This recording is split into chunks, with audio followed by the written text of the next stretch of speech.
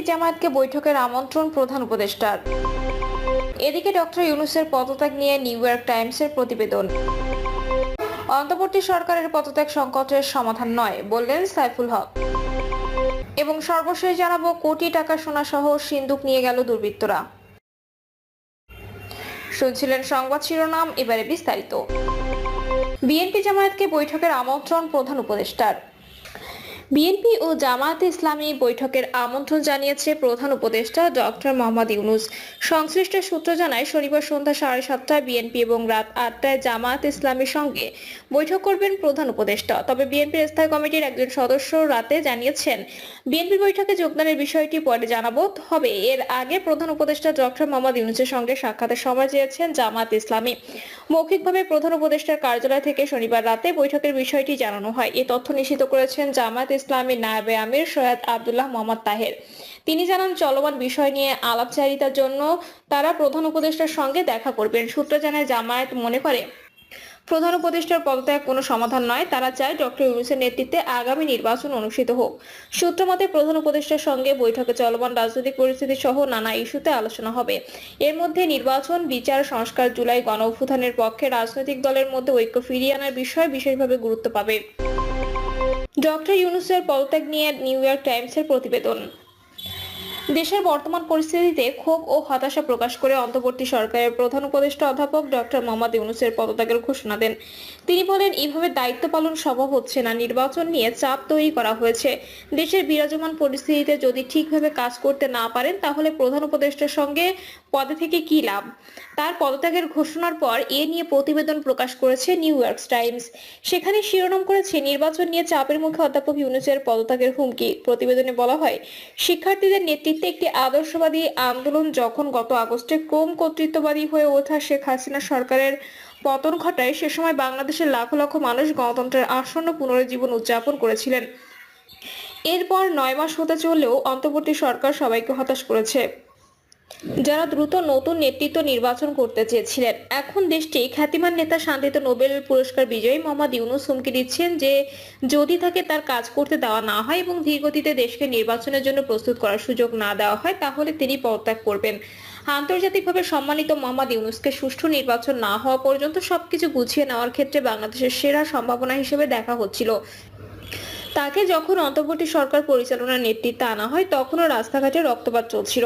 কিন্তু তার সহযোগীরা বলছেন, বর্তমানে দেশের সবচেয়ে বড় রাজনৈতিক দল ও সেনাবাহিনীর মধ্যে বিকাশমান ঐক্যের কারণে তিনি বাধাগ্রস্ত অনুভব করেছেন। এই ঐক্য তার নীতিগুলো সমালোচনা করছে এবং বলছে তিনি নির্বাচনের পরিকল্পনার অত্যন্ত ধীরগতিতে এগোচ্ছেন। মোহাম্মদ ইউনূস বাধাহীনভাবে কাজ করার জন্য রাজনৈতিক ও সামরিক সমর্থন না পেলে পদত্যাগের হুমকি দেন।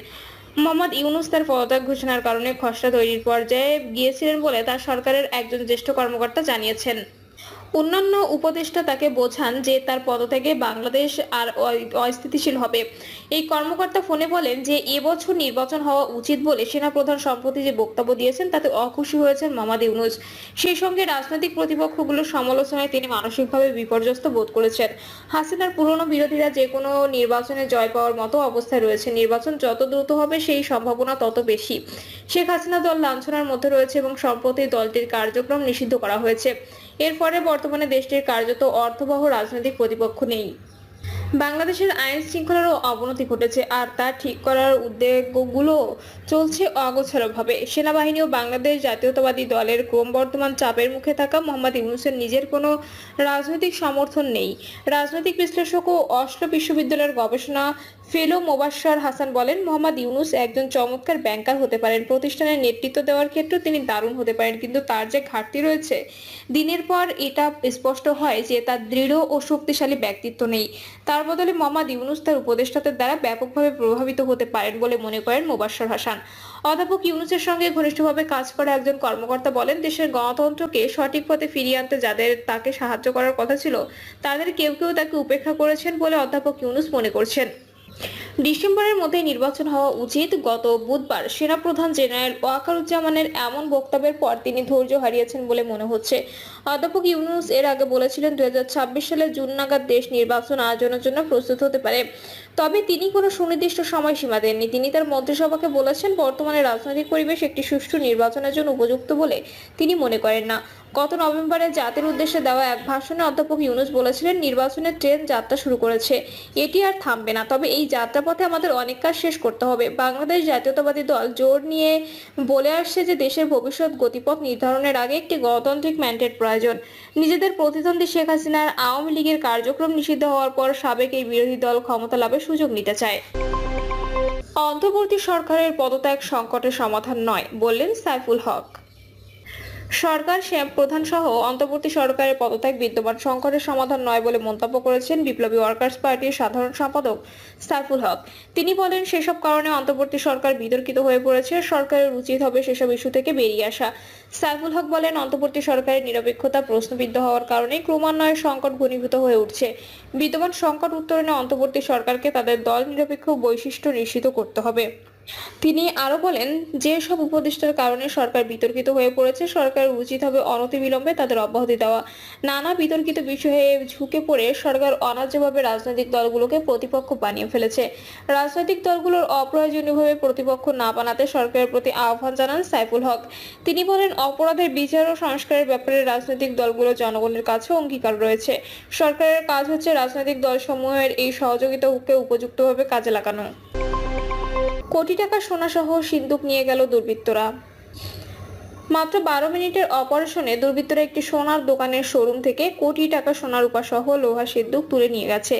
এ ঘটনায় 2 নৈশ প্রহরীকে জিজ্ঞাসাবাদের জন্য থানা হেফাজতে নেওয়া হয়েছে বলে জানা গেছে। কুষ্টিয়ার খোকসা পৌরবাজারের প্রধান সড়কে দিবাগত রাত 4:30টায় প্রাইভেট কারে আসা একদল দুর্বৃত্ত একটি জুয়েলার্সের শোরুমে হানা দেয়। মাত্র 12 মিনিট 10 সেকেন্ড অপারেশন চালিয়ে দুর্বৃত্তরা প্রতিষ্ঠানটি সোনা ও রূপা রাখা লোহার প্রধান সিন্দুকটি লুটে নিয়ে যায়। দুপুরে ব্যবসায়ী মাসুম বিল্লাহ শোরুম খুলতে এসে দোকানের একটি শাটারের সবকটি তালা খোলা অবস্থায় দেখতে পান। দোকান খুলে তিনি দেখেন দুর্বৃত্তরা তার সোনা ও রূপা রাখার লোহার সিন্দুকটি তুলে নিয়ে গেছে। এ ব্যাপারে তিনি থানা পুলিশ ও জুয়েলার্স মালিক সমিতিকে জানিয়েছেন। এই ঘটনা জানাজানি হওয়ার পর শুক্রবার সন্ধ্যার দিকে বাজারে 2 নৈশ প্রহরী থানা হেফাজতে নিতে দেখা যায়। পুলিশ সহ বিভিন্ন রাজনৈতিক নেতার সরেজমিনে ক্ষতিগ্রস্ত ব্যবসায়ীদের সঙ্গে করে সান্ত্বনা দিয়েছেন। ভুক্তভোগী স্বর্ণ ব্যবসায়ী মাসুম বিল্লাহ জানান, প্রতি শুক্রবার দুপুরের পর তিনি দোকান খোলেন। আজ একই সময় দোকান খুলতে এসে দেখেন তার একটি শাটারের সবকটি তালা খোলা। দোকানের ভিতরে ঢুকে দেখেন তার প্রায় 4 মণ ওজনের লোহার প্রধান সিন্দুকটি দুর্বৃত্তরা তুলে নিয়ে গেছে। আগের রাতে 9:30টার দিকে দোকান বন্ধ করেন। তিনি দাবি করেন, লোহার সিন্দুকটিতে বিভিন্ন কাস্টমারের প্রায় 45 থেকে 50 ভরি সোনা, প্রায় 300 গ্রাম রূপা, 30,000 নগদ টাকা রাখা ছিল। তিনি জানান, ক্ষয়ক্ষতি কোটি টাকা ছাড়িয়ে যাবে। বাজারে ব্যবসায়ীদের সিসিটিভির ফুটেজ পর্যালোচনা করে দেখা যায়, রাত 4:30 সময় সিলভার কালারের একটি প্রাইভেট কার স্কুল মার্কেটের বাংলাদেশ জুয়েলার্সের শোরুমের সামনে পার্কিং করা হয়।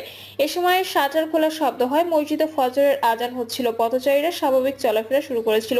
ঠিক 12 মিনিট পর প্রাইভেট কারটি যেদিক থেকে এসেছিল সেদিকে ফিরে যায়। এ থেকে ধারণা করা হচ্ছে প্রাইভেট কারে আসা দুর্বৃত্তরাই শোরুমটিতে হানা দিয়েছে। প্রিয় দর্শক, এই ছিল এখনকার সর্বশেষ সংবাদ। আপডেট সব সংবাদ পেতে চ্যানেলটি সাবস্ক্রাইব করে বেল আইকনটি ক্লিক করে রাখুন।